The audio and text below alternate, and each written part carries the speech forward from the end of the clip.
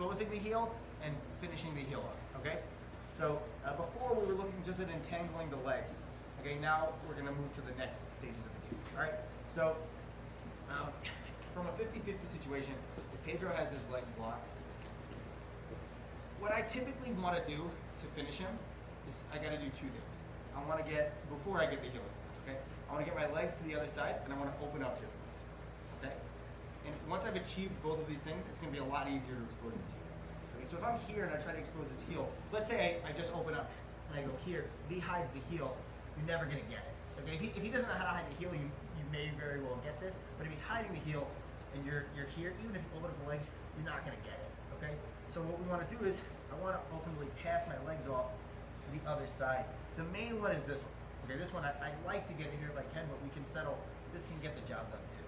Okay, once I pass my legs off to the other side, it's gonna be a lot easier to expose the heel, because what I can do now is rotate my hips around his primary leg. So this is his primary leg, this is his secondary leg. Now, with my legs on this side, I can rotate my hips around the primary leg. But here, I can't really do that. Okay, but here, see how, right now my hips face into the side of the knee. When I come on top, I rotate, now my hips face into the front of the knee. Okay? If I'm looking to gain heel exposure in a double-seated situation, that's the main thing I want to try to do. Get my hips facing into the front of Pedro's knee. Okay? If he's upright, come upright. If he's upright, the main mechanic we're using to expose the heel is going to be pressure to the back of the knee, right? Because the main problem is going to be his foot being flat on the back. Okay, that's the main problem we're dealing with in this situation. If he's seated, the heel's not on the floor, right? That's not something I have to worry about. He could put it on the floor, but you can like just lift it up. There's no weight on it, so it doesn't really matter. The problem instead becomes the back of the knee facing into my hips. Okay, a good defensive strategy for Pedro is to consistently make it be the case that the back of his knee faces into my hips. If he does this, it's really, really hard to expose the heel. Okay, it's not impossible, but it's really, really hard. Okay, so how can we defeat this? Okay, so what we do is we adjust the relationship between my hips and his primary leg, specifically the knee and his primary leg. If I can get my hips facing into the front of his knee, right? So let's stay here, come back here. Here, my hips facing the front of his knee, there's no way he can hide the heel. It's impossible. So Pedro, don't change this position, just try to hide your heel here. It's impossible. There's no way he can do it. What he would want to do is adjust this relationship. So he'd want to move, right, keep going. And now look, now he's changed things so that the back of his knee faces into my hips. Okay, so that's going to be his goal for defensive. So what we want to do is start to make this positional progression and make it hard for him to adjust things as we make our progression. Okay, so what we're going to do is, let's start off by grabbing the knee and hiding the heel. Now here, when he goes for my heel, he goes for the heel lock, I take my left foot and I put it on his bicep, and I pass and I put it on the top of his shoulder. Now what I'm going to do is, I'm going to take my right leg, put it to the other shoulder, and now I can turn, put my foot on his stomach. So we went through a pretty safe progression to get here.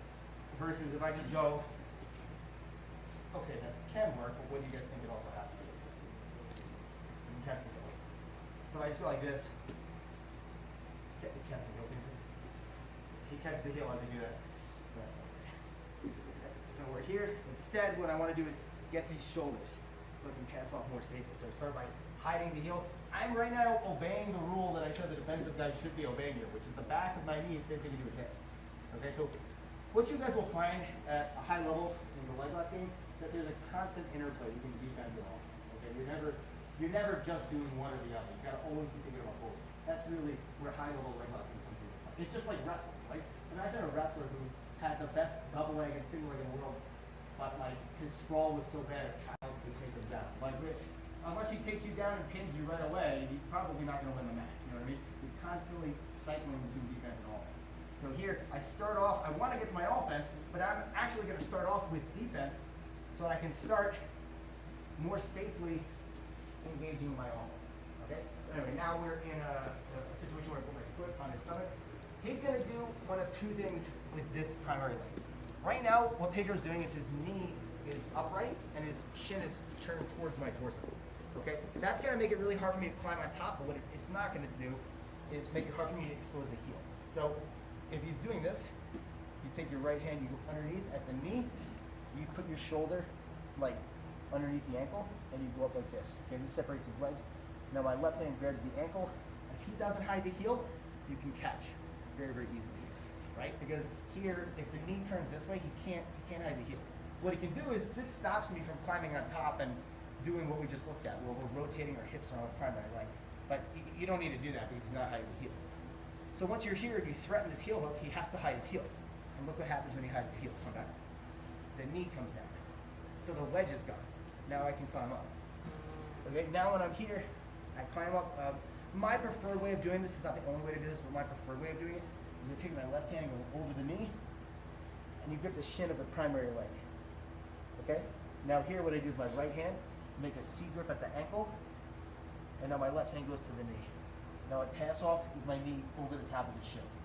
Now my left hand goes up to the ankle and the heel, and now I'm going to fall with my left hip, and then I can catch the heel. And now my hips are facing into the front of his knee, and I'm able to catch the heel. Okay? And I can rotate back and get her finish. Okay? So, one more time.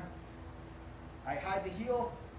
He's digging for the heel hook. I push at my left leg pushes at his bicep. If I just try to go here and just rotate to get my foot into something without doing that, I'm putting myself into a heel hook. Okay? So I go here, I push.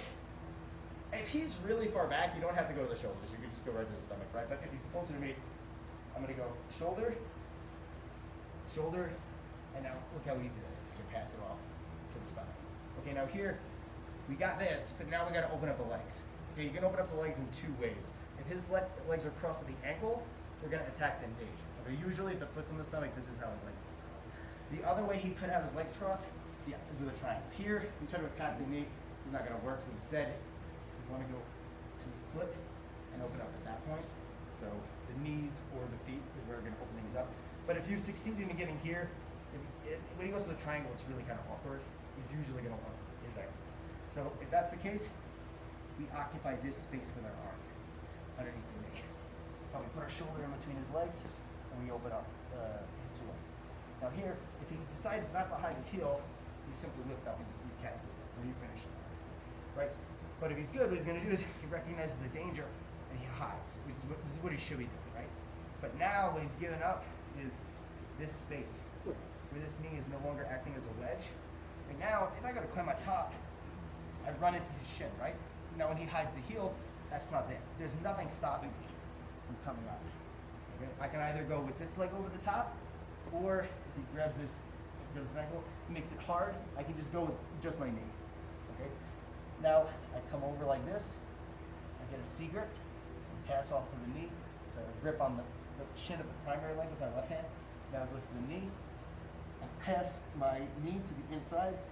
Now I trade hands because I need my right hand to catch the heel of the primary leg. So trade hands, I fall, and I catch. Okay, now I start with a false grip, roll back, I crunch in, just like we did with the outside ashi. Remember that, guys, from the reap? You crunched in, you made a false grip, you crunched in, then you landed with a good bend in the leg. Now you can more effectively finish him. We're doing the same thing here, all right? So, do you guys need to see it again? Yeah, please. Yes? All right. Do you want to see it? Oh, okay, all right. If he's really leaning far back, I don't want you guys to, I can't get the shoulders, can't work. Well, you don't have to just go on stomach, right? The ultimate goal is the stomach. So if he's giving that to you, there's no need to do this. But if he's close to me, you're gonna probably have to do this. Trying to get on the stomach here is really, really awkward, right? So you go here, and now it's so easy to pass this off when you get here. Okay, now the next thing is we gotta open up the legs. Remember, guys, you can open up the legs at 2 points, the knees or the ankles. Okay, here, a very big mistake I see is when he crosses the ankle strong. You see people that are like, they're trying to open up the feet like this. Why is that not good? Because right now, there's a lot of tension here. Right? When he locks lock up a triangle, now it's easy because there's not that much tension. You can go underneath. There's more than one way you can do this, but you can open up, catch the heel, or you can grip the top of the toes like this. You can open things up. If I try to go with the knee here, it's really, really hard. There's no space, right? So come back to the ankles. But here, you should not be trying to open up by gripping the feet. I'm not gonna say it can't work, but it's not efficient. Okay, a better way to do things is you go at the point of the knee. Like, there's no tension here, right? You just go at the point of the knee. Now, even if he's squeezing as tight as he can, you can wrench your arm in there and get your shoulder in between his ankles. It's pretty easy. Okay? Now from here, the next thing I'm going to look to do is adjust the relationship of my hips with my opponent's primary leg, specifically the knee of his primary leg. The way I want to do that is by climbing on top and then passing off to this situation here where I can very easily expose the heel. The reason I'm able to expose the heel very easily is that my hips are facing into the front of his knee. That's the primary goal I have in this situation. I catch the heel, I can't really finish him here. You got like a trash knee bar. If you actually want to finish the heel up, I'm gonna have to go back. We can't just go back haphazardly, because if we do that, he extends. He could slip in the transition, or you could land here and it's just extend his leg. It's not good. You don't get the finish. There's a lot of different things you can do. Grab my feet, put your other leg inside. Yeah, you can do all sorts of things to stop. Okay, so we want to make sure when we land, we don't just land with the heel. We land with the heel and the capacity to actually finish the heel.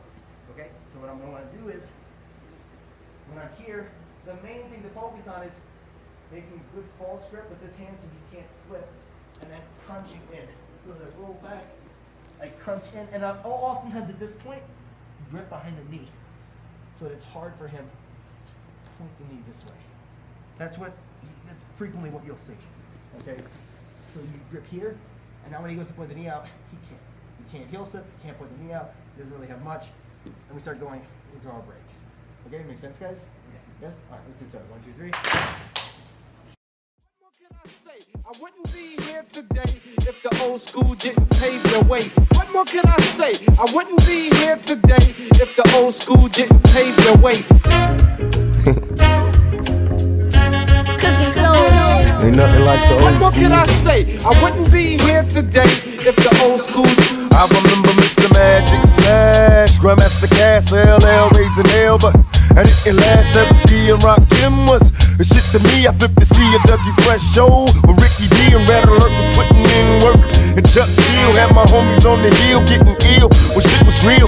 What I still remember raw with Daddy Kane when De La Soul was putting potholes in the game. I can't explain how it was. Houdini had me puffing on that Buddha getting buzzed. Cause still I was them block parties in the projects and on my block. If you don't stop sipping on that private stock, and through my speaker Queen Latifah and MC Light, listen to tracks of KRS to get me through the night. With Tiller rockin' Mantronics and Step the Sign. Remember when shit was the bomb shit, nothing like the old What school. can I say? I wouldn't be here today if the old school didn't pave the Nothing way. like the What old more can school. I say? I wouldn't be